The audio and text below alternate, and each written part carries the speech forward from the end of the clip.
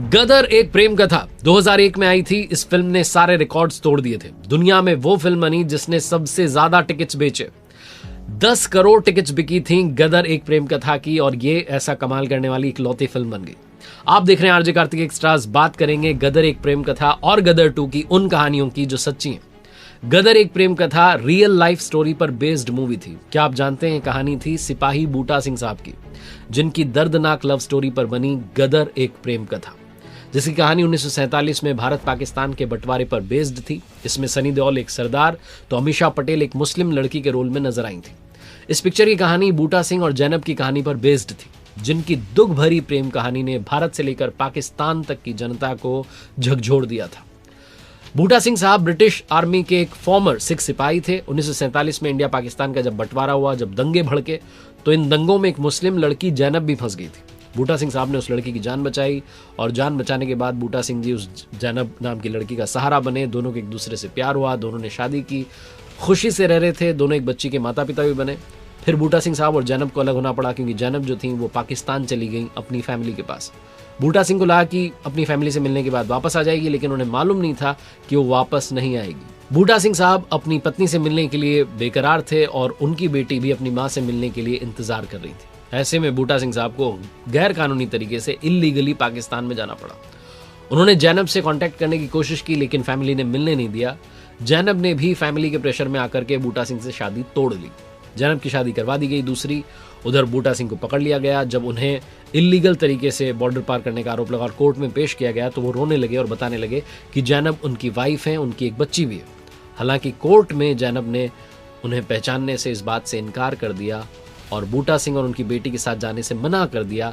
इस घटना से, इस बात से वो टूट गए बुरी तरीके से, और 1957 में बेटी के साथ ट्रेन के आगे आकर सुसाइड करने की कोशिश की। बेटी की जान तो बच गई, लेकिन बूटा सिंह जो है उनकी मौत हो गई। उनकी आखिरी इच्छा थी कि उन्हें जैनब के गांव नूरपुर में दफनाया जाए, लेकिन उनकी फैमिली ने इस बात की परमिशन नहीं दी। उन्हें मियानी साहिब में दफनाया गया, और जहां उन्हें दफनाया गया वो जगह युवा प्रेमियों के लिए, यंगस्टर्स के लिए एक तीर्थ स्थल बन गया। गदर की बात करें, गदर एक प्रेम कथा मूवी की, तो पिक्चर की कहानी थोड़ी सी अलग थी। इसमें तारा सिंह जो है अपनी वाइफ सकीना को पाकिस्तान से लेकर आ जाते हैं। बूटा सिंह जी की जो लव स्टोरी थी उस पर इशरत रहमानी ने एक उपन्यास लिखा था मोहब्बत, और पंजाब में एक पंजाबी मूवी बनी शहीदे मोहब्बत बूटा सिंह 1999 में। उसकी कहानी भी पूरी तरीके से इसी कहानी पर बेस्ड थी। 2007 में कनाडा में फिल्म बनी पार्टीशन, उसकी भी कहानी इस पर बेस्ड थी। और ये भी कहा जाता है कि 2004 में जो वीर ज़ारा आई थी उसकी कहानी को भी इसी रियल लव स्टोरी ने इंस्पायर किया था। ये तो बात हुई गदर एक प्रेम कथा की। अब बात करते हैं गदर 2 की। गदर 2 की जो कहानी है वो क्रश इंडिया मूवमेंट के आसपास लिखी गई है, उसके इर्द गिर्द बुनी गई है। आपने ट्रेलर देखा हो तो उसमें दिख रहा है कि पाकिस्तान के लोग सड़कों पर आ गए हैं, नारे लगा रहे हैं, प्रोटेस्ट कर रहे हैं, और उनके हाथ में बैनर दिख रहे हैं जिस पर लिखा है हमें इंडिया से बदला चाहिए, वी वांट रिवेंज। और इस सब के बीच में एक पोस्टर दिखता है जिस पर लिखा है क्रश इंडिया। क्रश इंडिया का मतलब हुआ इंडिया को कुचल दो। 1971 में पाकिस्तान की सड़कों पर ऐसे पोस्टर जगह जगह नजर आते थे। क्रश इंडिया के बैनर और तख्तियां लेकर के लोग जो थे जुलूस निकालते थे, तोड़फोड़ होती थी, और क्रश इंडिया के नारे बुलंद होते थे। क्रश इंडिया लिखे हुए जो पोस्टर्स थे वो गाड़ियों पर चिपकाए जाते थे। धीरे धीरे लाहौर से होता हुआ जो आंदोलन था, वहां का जो प्रोटेस्ट था, ये पूरे पाकिस्तान में फैल चुका था। इधर दिसंबर 1971 में पाकिस्तान की जो एयरफोर्स थी, उनके जो फाइटर जेट थे, उन्होंने इंडिया में एंट्री ली और एयरफोर्स स्टेशन को निशाना बनाने लगे वो। और इस ऑपरेशन को उन्होंने नाम दिया था ऑपरेशन चंगेज, जो कि इंडिया पाकिस्तान के बीच में थर्ड वॉर की शुरुआत थी। और अचानक से जो अटैक हुए थे, इससे इंडिया चौंका नहीं था, बल्कि इंडिया की जो हमारी सिक्योरिटी एजेंसीज थी उनको पहले से इनपुट था कि पाकिस्तान अटैक कर सकता है। इंडिया ने पाकिस्तान को मुंह तोड़ जवाब दिया था, और ऐसा जवाब दिया जिससे पाकिस्तान वर्षों तक नहीं उभर पाया।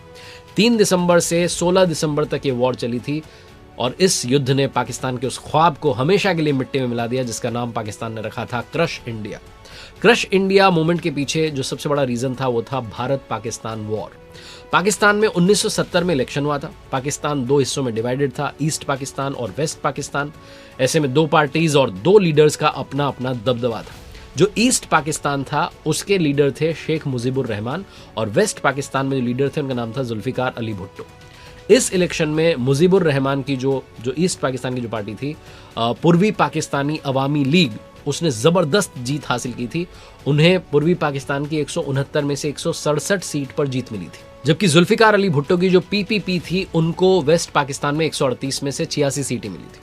पाकिस्तान के कॉन्स्टिट्यूशन के हिसाब से देश की जो लीडरशिप थी वो शेख मुजीबुर रहमान को मिलनी चाहिए थी, लेकिन वेस्ट पाकिस्तान के लीडर्स को ये मंजूर नहीं था और वहाँ की जो पाकिस्तान की जो आर्मी थी वो भी इसके खिलाफ थी। तो 313 सीट की जो असेंबली थी पाकिस्तान की, उसमें मुजीबुर रहमान के पास में सरकार बनाने के लिए मेजॉरिटी थी, लेकिन पाकिस्तान को जो कंट्रोल कर रहा था पश्चिमी पाकिस्तान, उसके लीडर्स और वहाँ की जो आर्मी थी उसको मंजूर नहीं था। वो नहीं चाहते थे कि मुजीबुर रहमान पाकिस्तान पर शासन करें, और फिर मुजीबुर रहमान के साथ धोखा होता है, जिससे कि ईस्ट पाकिस्तान में बगावत की आग जो है वो भड़क जाती है, वो तेज़ हो जाती है, और उसको कुचलने के लिए पाकिस्तान की जो सेना है वो ईस्ट पाकिस्तान, जिसे अब बांग्लादेश कहा जाता है, वहाँ हिंसा का सहारा लेता है, लाखों लोगों की जान जाती है, सड़कें खून से सन जाती हैं, और ईस्ट पाकिस्तान मदद की जो आस है उसमें भारत की तरफ देखता है, और इंडिया उन्हें डिसअपॉइंट नहीं करता है। पाकिस्तान ये जो दमन कर रहा था उसको ना सिर्फ रोकता है, बल्कि इंडिया ने बांग्लादेश को आज़ादी दिलाई, और भारत के इसी कदम का जो गुस्सा था वो पाकिस्तान की जनता ने क्रश इंडिया मूवमेंट से निकालना चाहा था। नवंबर 1971 में भारत के खिलाफ पाकिस्तान में बहुत प्रोटेस्ट हुए, क्रश इंडिया के नारे लगे, हालांकि कुछ भी उनको हासिल नहीं हुआ। पाकिस्तान 2 टुकड़ों में बंट गया और 1971 में ही बांग्लादेश नाम का एक नया देश बन गया। तो क्रश इंडिया ये मूवमेंट रहा जिसकी कहानी गदर 2 में दिखाई गई है। अब इंतजार है कि गदर 2 में इस कहानी को किस तरीके से पेश किया गया है, ये फिल्म देखने के बाद ही मालूम चलेगा। आप देखते रहिए आरजे कार्तिक एक्स्ट्रास, जहां आपको ऐसी ट्रेंडिंग बातों पर बहुत सारी बातें जानने को मिलती रहेंगी।